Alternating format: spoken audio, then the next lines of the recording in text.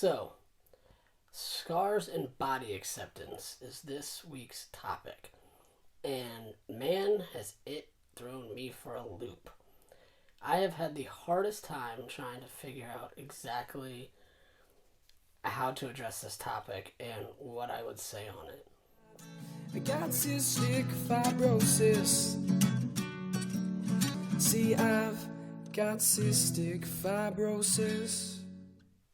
Because I don't have physical scars except for IV scars, but those aren't that noticeable.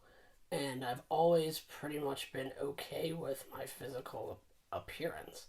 Sure, I was the shorter one, and sure, I probably compensated by having a slightly louder personality than others. And sure, I look in the mirror every once in a while and say, man, I could stand to lose 5 pounds. But it became more about the mental side of living with a disease that takes a toll on the body. And so this idea of body acceptance to me is really more about, and to steal a phrase and concept idea from BreatheCon, adjusting to new normals. As I get older, and as CF is a progressive disease, things start to get harder to do. It's about accepting that the changes are happening and they're going to happen, but it's also about finding ways to adjust so that you continue to do the things you love to do, right? So I've had to learn to accept that my body just doesn't work the same way that it used to. I've had to adjust and accept that fact. While I may not be able to accomplish tasks such as moving in a piece of furniture like I used to be able to, I can still get it done. It just takes a while.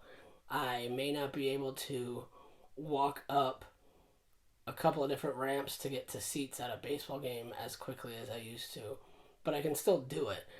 I've had to remind myself that that's the way my body is changing as I get older with this disease, and understand that sometimes you've got to slow down, or sometimes you've got to ask for help, or sometimes you've got to say, hey, I just need a minute. And that's okay. But it doesn't stop me from going out and experiencing life and the joy that my kids bring me, or that going out with my wife does.